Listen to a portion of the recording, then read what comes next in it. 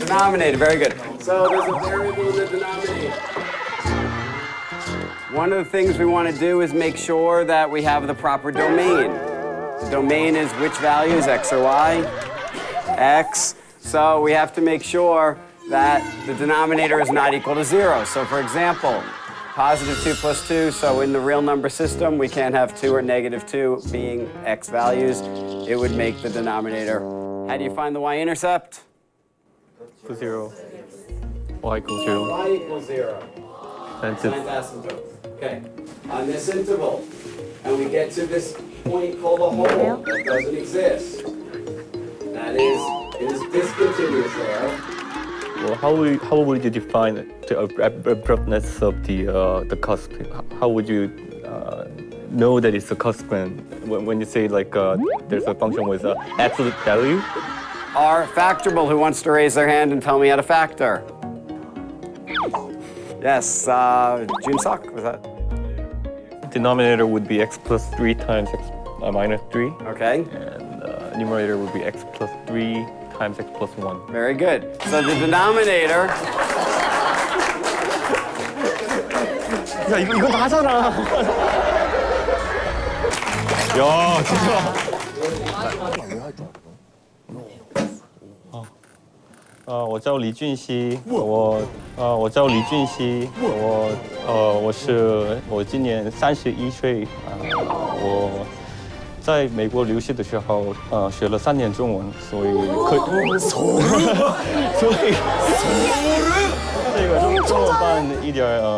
这个中文班一点方便，可是我10年前是那个我最终一次说的汉语的时候，所以最近10年没说汉语。不错不错，10年以前说的是最后的。好，아니 뭐야 중국말 못해야 재밌는데 중국말 너무 잘하잖아. 넌 일본말도 못하잖아. 그게 뭔 상관이야 그래. JTBC. Okay, so I'll pick 2 students at random to go to the board. How about you two? How about you two? How about you two? 다행이다. Find all these points and graph them, and start at the same time. We'll have a race.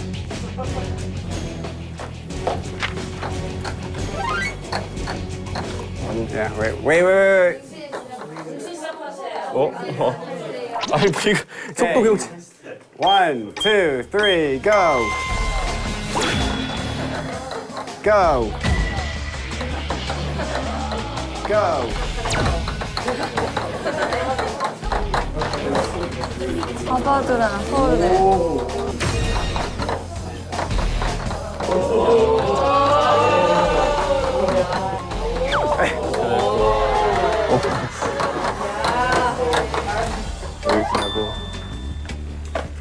어느 쪽이 빨리 할 수 있을까 그거였는데 뭔가 보면서도 떨리고 남자 둘이 나오면서 그런 거 하는 게 뭔가 뒷모습이 정말 멋있었어요. 아버지 군대만 게 많아.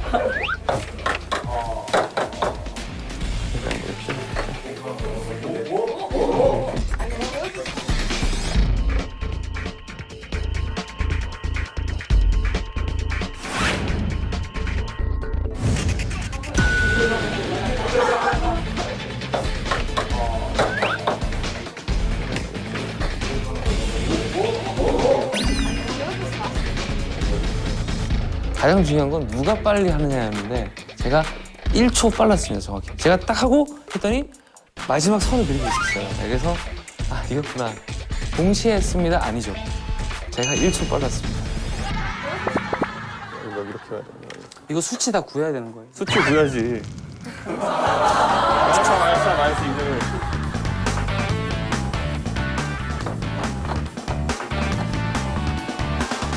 Okay, so class, which graph looks like the one on the screen?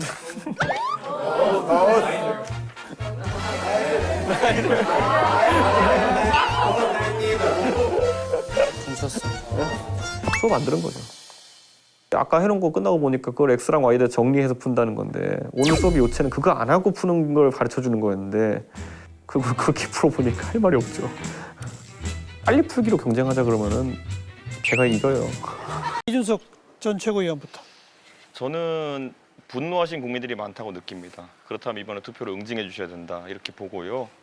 민주당이 180석 한 이후로 최근 일주일 빼놓고는 언제 낮은 자세를 보인 적 있습니까? 지금은 그야말로 유명한 법학자가 했던 말처럼 파리가 앞발을 싹싹 빌 때는 이게 파리가 미안해서 그렇다고 생각하실 게 아니라 실제로 뭘 더 빨아먹으려고 준비하는 것이다. 이럴 때 파리를 때려잡아야 된다. 서울대 법대 조국 교수께서 하신 말씀입니다. 잘 기억하시고요. 파리가 앞발을 싹싹 빌 때 때려잡아야 됩니다. 장경태 의원. 제가 군대를 대체 복무를 했거든요.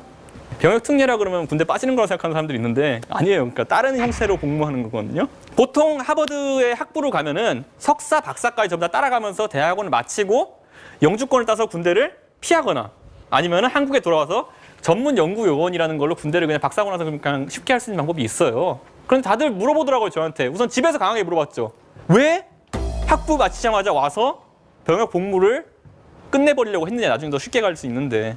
그런데 왜 그러냐고 물어보면 저는 그게 제 인생의 패스였어요. 그러니까 벤처 창업을 하기 위해서 최대한 빨리 군 복무 문제를 마치고 또 그리고 회사에서 복무하면서 어느 정도 내 실력을 쌓아가지고 업계로 나가고 싶다. 저 지금 회사 다닌 경력이 벌써 6년 차예요. 할 거 다 하고 군대 다 하고. 그러니까 이런 경력을 쌓기 위해서 여러 가지 노력들 많이 했죠. 교육봉사단체를 만들어가지고 저녁 때나 아니면은 주말에는 거기에 많이 매달렸었어요. 집에선 또 이해가 안 돼요. 얘가 왜 이러고 다닐까? 너 이거 지금 여자 만나려고 차리는 봉사단체지. 너 술 마시고 다니면서 놀려 그러지. 폐가망신한 얘기 이런 것들에 들어가지고 저를 말리려고 노력 많이 했어요.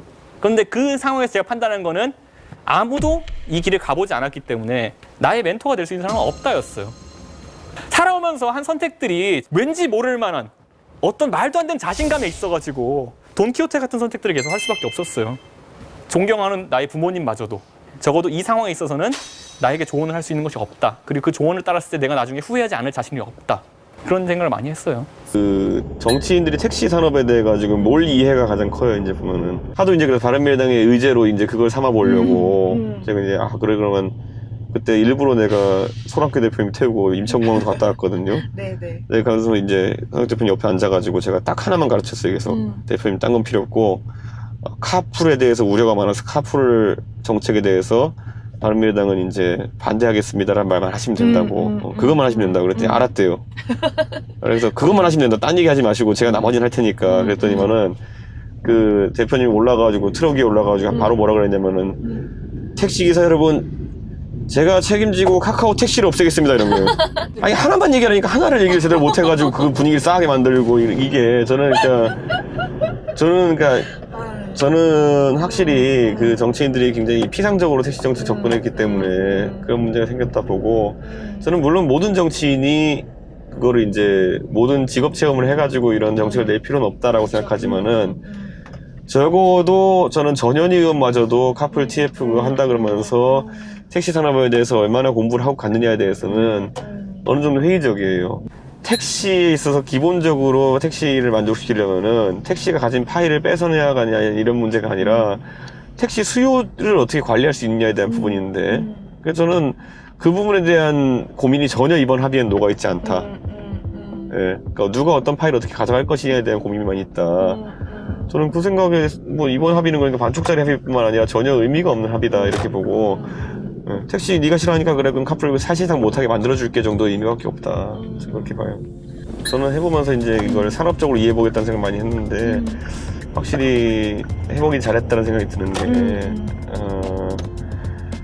이 산업은 한 10년쯤 뒤에는 없어질 산업이라고 좀 봐요. 근데 이것을 연착륙시키는 데 있어서 어떻게 해야 되는 것인가 라는 고민을 계속 했는데 서로가 서로에 대해 가지고 돌 던지는 형태로 가가지고는 문제 해결 안 될 거다. 지금 택시회사들 마진율 봐도 제가 봤을 때는 막 5% 10%인데 수두룩해요. 일반적인 기업의 마진율보다 훨씬 낫거든요. 보면은 그 상황 속에서 자 그러면 산학금이 문제다 이런 식으로 피상적으로 그냥 이해하는 사람들 되게 많거든요. 근데 그것도 답이 아니에요.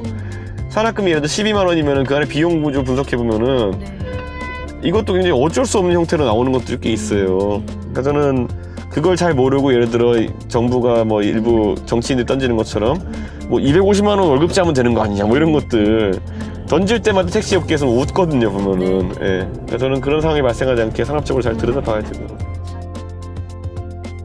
드리고 이제 다 4점 채울게요. 상담사장 경훈이랑 하던 얘기. 아니 잠깐 이거 갖고. 상담사장 경훈이랑 하던 얘기. 아니 잠깐 이거 갖고. 한 얘기만. 안돼. 아니 안 바꾸자. 들고 있게. 아니 여기 와서 주고 가면 되잖아. 여기서 하는 카드. 너 뭔지 못 바꾸자. 아니 그냥 알았어. 아니 아니 저 시민 저 시민은 가져가면 이 시민은 가져가면 안 돼.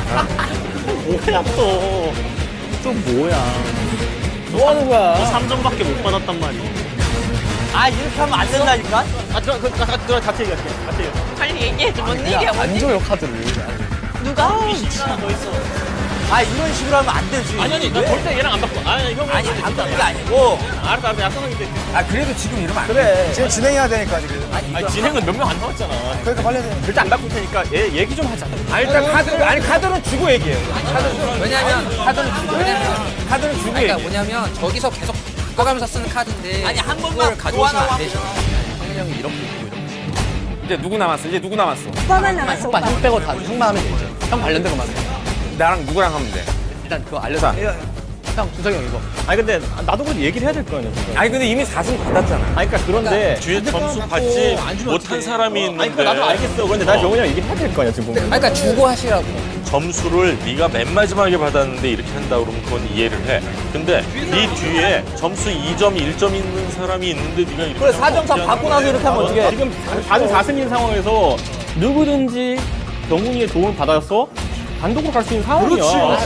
그러니까 아니 우리가 지금 그러면 잠깐만 만약 그렇게 됐을 때는 그 사람은 다음 회에 죽는 거야. 아니 그것도 다 해봐서 알지만 꼭 그런 것도 아니니까. 아니, 네가 용기가 있으면 뭐냐면 네가 용기가 있으면 다른 사람 4점 다 받은 다음에 그렇게 내가 지금 이거 갖고 다른 걸 하려고 한다는 의도자에서 속당하는 것도 이상한 게 뭐냐면 왜냐면 나도 지금 상황에 잠깐만. 아니 다른 걸 한다는 게 아니에요. 잠깐만. 4점 다 받았어요? 다 받았어. 그러면 이제 카드를 주세요. 아니 공동 카드라는 거 우리가 그냥 가상으로 만든 룰이지. 가상으로 만든 진짜 어이가 없다. 와 나 진짜. 지금 얘기를 하지 마. 얘기를 하지 말고 지금 1대 11인데 얘기가 되겠어? 야 황당하네. 지금 뭐 하는 거야 이거? 몇 분 남았어요?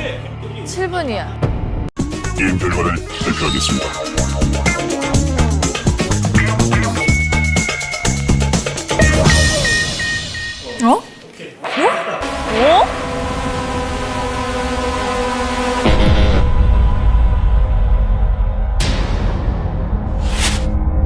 뭐야 이거?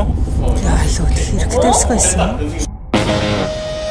사회전 메인 매치 우승자는 최현숙 씨입니다. 됐다 연승이 형. 최현숙 씨는 7,808원으로 가장 높은 수익을 올렸습니다. 사회전 메인 매치의 탈락 후보는 오현민 씨입니다. 아마 우승은 제가 할 것 같습니다. 진호 형 혹은 연승이 형이 할 것 같고요. 유현이가 계산해봤더니 1등이래. 저를 너무 이기려고 하지 마요. 뭘 어떻게 이겨?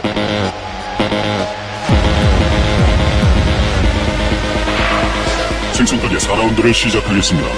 생선가게 3라운드를, 2라운드를, 1라운드를, 생선가게는 잠시 후에 시작하겠습니다. 우리의 찌찌가 또 뭘? 찌찌가 초보 될 것 같아. 둘이서도 할 수 있는 것 같기도 하고. 둘이 하자. 준석 씨랑 또 게임적으로 좀 잘 맞는 것 같아요. 소수로 움직이면서 머리 쓰고 이런 걸 좋아하는 그런 편이다 보니까 준석 씨가 잘 맞는 것 같아요. 그리고 여기 완벽하게 같은 전략을 세운 두 명이 또 있습니다. 그럼 어떻게 해? 1,000원으로 깽판 치고 2라운드부터는 4,000원인데 낼 걸 아는 다른 사람들도 1라운드 때 우리가 더 많이 벌었다 그러면 지금은 그치기지. 그냥 여기 너무 일단 나도 고등어 만나. 갈까요? 형 가실 거예요? 한 5,000원은 안 갈 것 같은데. 나는 1,000원 쓸게. 1,000원 쓰실 거예요? 이 구역 미친놈 나 해석을 했겠지. 1,000원을 깨기 위한 전략이라는 거는 결국 얘네가 진짜 1,000원만 먹게 만드는 전략을 할 수 있죠. 두 연합의 승부가 갈린 것은 1라운드 갈취였습니다. 최현숙 씨가 다른 두 종목에서 3,500원의 수익을 올린 반면 김희연 씨는 갈취에서 1,000원만을 얻었기 때문이죠. 이준석 씨는 최영숙 씨가 들어가지 못한 상품에서 1,000원만 내겠다고 선언해 모든 플레이어가 1,000원을 낼 수밖에 없는 상황으로 몰아갔습니다. 즉 1,000원 작전에 다른 연합들이 정말 1,000원만 먹게 만든 것이죠. 아니 지금 얘기를 해보자. 1,000원. 아이씨 알았어. 한층 더 디테일한 작전이 최현숙 씨를 우승자로 만들었습니다. 그 이준석 후보가 당대표가 되면 안철수 후보와 합당이 어려워지겠다라고 온천하가 안다. 이렇게 이해해도 될까요? 그걸 그렇게 이해하는 거는 정말 이해력이 부족한 것이고요. 저는 몇 번에 걸쳐서 국민의당과의 합당 문제는 저는 안철수 대표의 대선 주자로서의 가치를 이해하기 때문에 정말 저는 진지하게 임할 것이다라고 얘기한 바가 있습니다. 저는 나경원 그 후보께서 계속 그런 말씀하시는 뭐 경선의 공정 관리에 대해서 전혀 자질이 없으시다라는 생각을 하게 됩니다. 윤석열 후보가 버스에 타고 말고가 왜 버스의 운행에 중요한 요인이 돼야 되는지를 설명 못 하십니다. 그리고 줄기차게 우리 당내의 경선 후보가 될 수 있는 유승민 의원에 대해 가지고 상당히 부정적인 여론이 있는 것을 이용해서 이번 경선에 활용하고 계십니다. 이런 식으로 윤석열에 대해서는 호의를, 안철수에 대해서도 호의를, 유승민에 대해서는 적개심을 보이는 분에게 대선 경선의 공정 관리를 맡길 수 있겠습니까? 이게 어떻게 된 일입니까? 왜 이렇게 사람 이름이 많이 등장합니까? 이 토론에. 나경원 후보께서 줄기차게 지금 저에게 트럼프와 닮았다라는 이야기가 자시면서 저에게 어떤 혐오의 이미지를 더 씌우려고 하시는 걸로 보입니다. 혹시 나경원 후보께서 이준석의 혐오 발언 한 가지만 소개해 줄 수 있으십니까? 없는 제 주도권 토론이만큼 자꾸 두리뭉실하게 답하시니까 이제 끊겠는데요. 혐오를 했으나 혐오 발언은 없다는 것은 어떻게 받아들여야 됩니까? 그 부분이 질문과 전혀 관계없는 말씀하고 제가 계신데 그 사건에 대해서 제가 욕설을 옮길 수는 없지 않습니까? 제 주도권 토론이고요. 제가 말씀드리자면은 제가 안철수 대표에 대해서 했던 발언은 사석에서의 발언이었고 안철수 대표가 그렇게 하면은 비읍시읒 되는 거지라는 발언을 했습니다. 그런데 거기서 저는 그것이 문제가 될 만한 발언이라고 생각하지 않고요. 안철수 대표가 저에게 공적인 관계에서 잘못했던 일도 있습니다. 그것을 이 자리에 끌어들이는 것 자체가 이 지금 전당대회 토론에서 해야 될 일인지 모르겠고요. 아니 혐오 발언을 이야기하라고 그러셔서 제가 진중권 교수가 저와 안철수 대표와의 관계에서 얘기한 겁니까? 것입니다. 트럼프이즘을 얘기하셨잖아요. 그러면은 거기에 대한 근거를 대셔야 되는데 근거가 진중권입니까? 그동안 한 달 동안 계속해서 여러 가지 갈등을 유발하는 젠더 갈등 유발을 하셔서 실질적으로 그 진중권 교수와 뜨거운 논쟁을 벌인 것 알고 있습니다. 자, 그런데 진중권 교수가 실질적으로 신입니까? 그분의 발언에 근거하지 마시고 제가 뭘 했는지 말씀해 주세요. 제가 인용을 했다는 말씀을 드렸고요. 결국은 그 과정에서 20대 남자의 분노를 극단적인 페미니즘과 연결하시지 않았습니까? 예, 알겠습니다. 제가 나경원 후보보다 여성에서도 지지율이 높다는 여론조사가 많다는 것을 상기해 드리고요. 나경원 후보께 질문 드리겠습니다. 그 계파 문제에 대해 가지고 꾸준한 지적을 해오셨는데요. 제 기억에는 2월 26일에 나경원 대표께서는 유승민 의원 사무실을 방문하셔가지고 지지를 호소하셨습니다. 그래서 유승민 의원께서는 그 나경원 대표가 강경 보수라는 주장에 동의하지 않는다라고 하면서 사실상 언론에서 지지 선언으로 받아들일 수 있는 그런 표현을 했습니다. 그런데 그 시각에 저는 오세훈 시장 후보 캠프에서 열심히 일하고 있었습니다. 유승민계는 지난 서울시장 선거에서 나경원을 지원했습니까? 오세훈을 지원했습니까?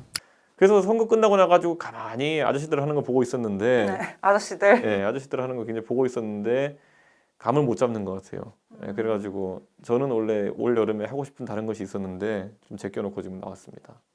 이제 뭐 1등까지 가는 거는 아무래도 그 원래 선거라는 건 그 같이 나온 후보들 헛발질이 계속되면 그렇게 되거든요. 근데 저는 아무 생각 없이 던진 돌에 자꾸 그분들이 맞아가지고 좀 헛발질이 있었던 것이 아닌가 싶습니다. 사실 원외 인사시고 또 청년 정치인이시기도 한데 일각에서는 뭐 영선 중진이다 이런 표현도 많이 하잖아요. 일단 이 표현 좀 어떻게 생각하세요? 그걸 저한테 만약에 기분 나쁘냐고 물어보면 기분 안 나쁘고요. 오히려 기분 나빠해야 될 사람들은 그와 대비되는 5선 중진들. 저한테 이제 그분들이 공격한답시고 저 사람은 인지도가 높은 사람이야 라고 이렇게 공격하기도 하거든요. 당신들은 5선을 했는데 인지도가 그 모양이냐고 저는 답변할 수밖에 없거든요. 20년 동안 그냥 동네 영주 노릇하면서 그냥 밍숭맹숭 살아왔다는 건데 저는 그렇게 살고 싶진 않아요. 세상에 할 게 정치 말고도 많은데 그렇게 살 바에야 정치 안 하고 말죠. 기본적으로 저는 정치하는 사람 중에서 계속 어려운 것에 도전했던 사람들을 높게 평가합니다. 전부 다 그 사람들 끌어다 놓은 거 한번 출마시켜보고 싶습니다. 정치를 아까 뭐 10년 하시긴 했지만 사실 의원이 되신 적은 없는 게 또 사실이잖아요. 그런 좀 현실적인 지적에 대해서는 어떻게 생각하세요? 그러니까 그 사람들이 머릿속부터 발끝까지 전부 다 모순덩어리인 게 그 사람들 논리대로 하면 윤석열은 정치권 언저리도 오면 안 돼요. 예, 대선 후보로 뭐 그 사람 밀겠다니 그러고 있는 와중에 또 당대표로는 국회 경험이 없으면 안 된다고 하는 거는 머리끝부터 발끝까지 모순이에요. 논란을 잠재우고 사실관계 명확히 해서 당원들을 설득하고 해야 되는 상황 속에서 다 비겁하고 회피하는 거죠. 예, 근데 그게 무슨 정치입니까? 저는 어떻게 이렇게 돈 한 푼 안 들이고 이렇게 많은 분들이 저의 선거를 돕게 할 수 있는지. 오히려 홍보가 된다? 자기 주관이 개입되지 않은 상태에서 객관적으로 평가해 보면은 이미 진중권 교수가 하는 그런 굉장히 비하적 표현이나 이런 것들이 그냥 모순을 그대로 드러내는 거예요. 예를 들어 진중권 교수가 소위 말하는 극단적 페미니스트 쓰는 용어로 그래도 생식기 발언하고 이렇게 하잖아요. 근데 그거를 거꾸로 제가 만약에 여성의 생식기에 대한 얘기를 했다고 생각해 보세요. 제가 지금 정치판에서 1분이라도 버틸 수 있겠는지.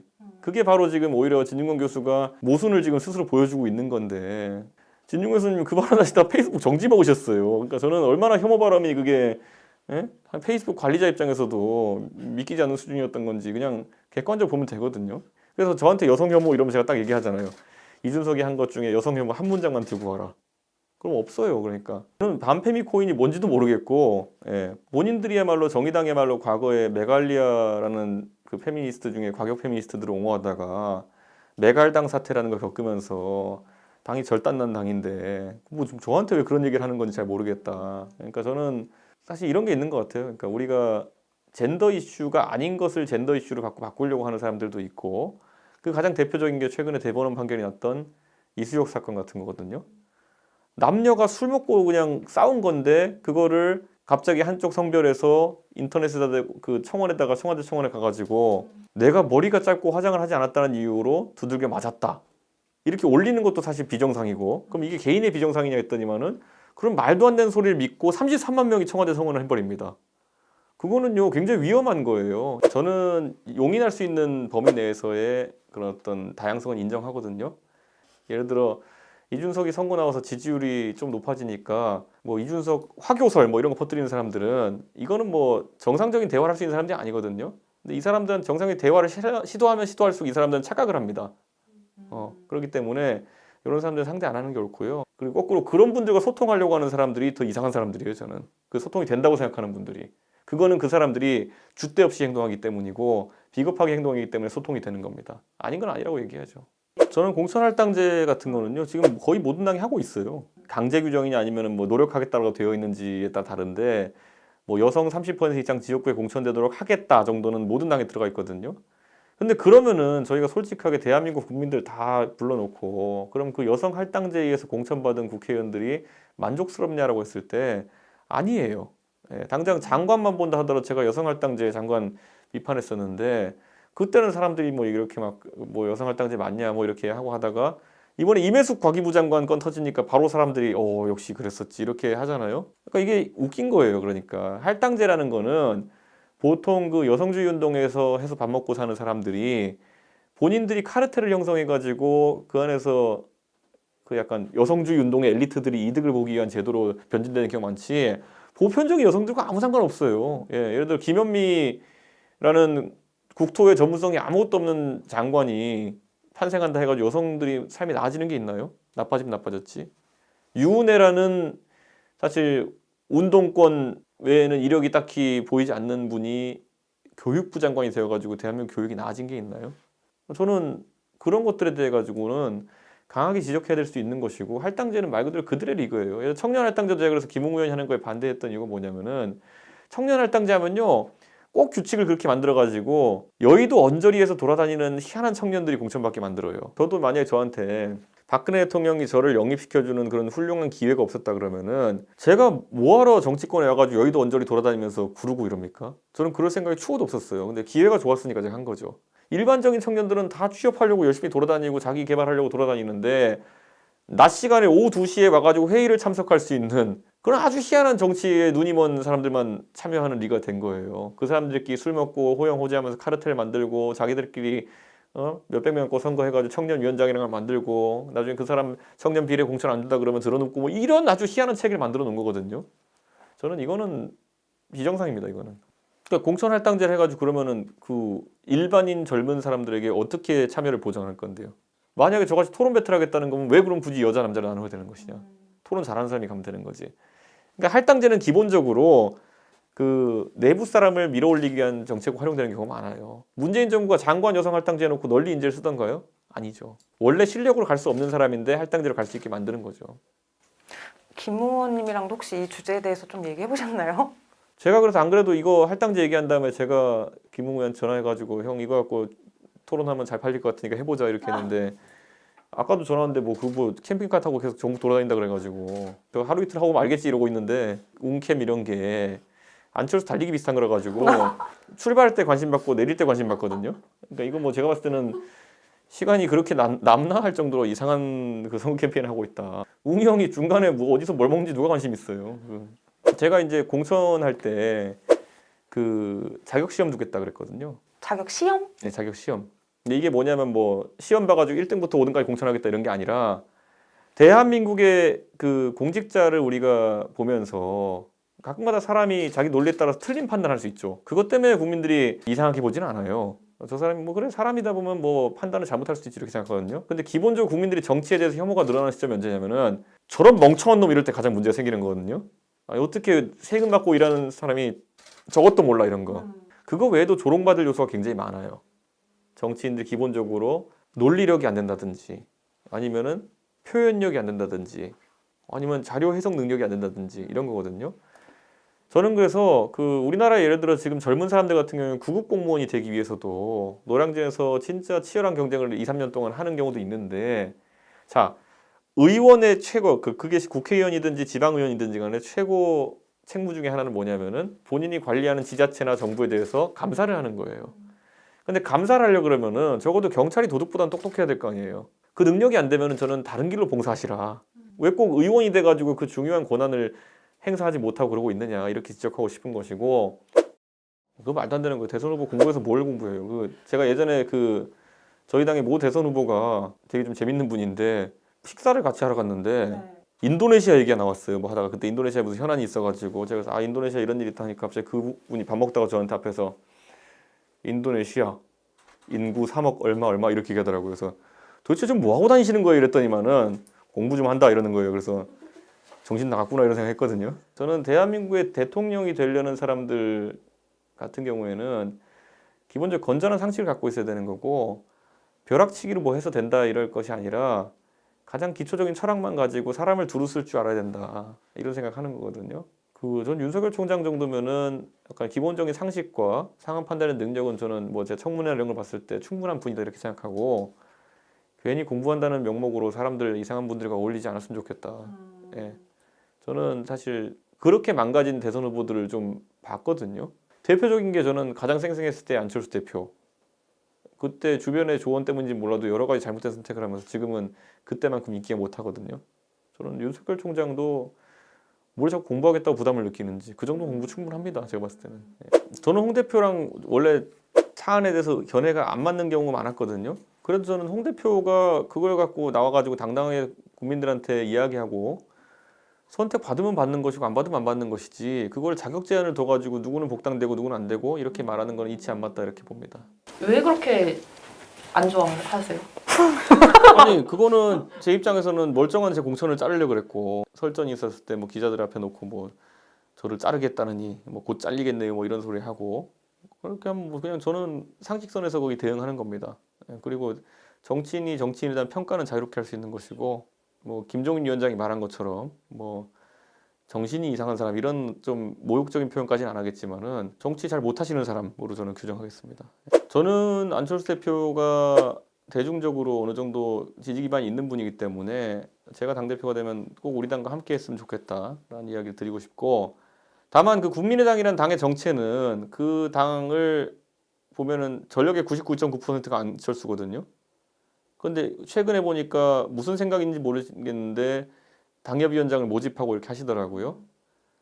그걸 한다고 해서 안철수 대표의 대중적인 지지율이 올라갈까요? 저는 오히려 욕먹을 일밖에 없다 보는데 좀 자신감을 가지셨으면 좋겠습니다. 김종인 위원장한테 정치적 스킬을 2012년부터 많이 배웠고 그리고 지금 유승민 의원과 철학을 공유하면서 정치하고 있기 때문에 김종인 위원장 뭐 하실지는 그냥 대충 감이 옵니다.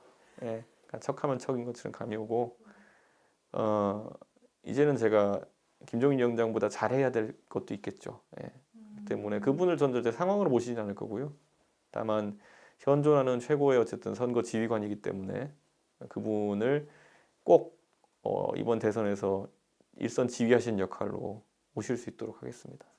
예, 무엇보다 이번에 전당대회에 뛰어들면서 참 많은 생각을 하게 되는 게요. 정치하면서 가장 행복할 때가 내가 생각하는 노선이 그래도 틀리진 않았구나라는 확신을 얻을 때거든요. 근데 제가 지금까지 10년 동안 뭐 제 나름대로는 계속 도전을 해왔는데 최근에 좋은 평가를 받고 있는 것 같아서 기분이 좀 좋아지고 있고요. 일 내는 김에 큰일 내면은 대한민국 정치가 확 바뀌지 않을까 그런 생각이 듭니다.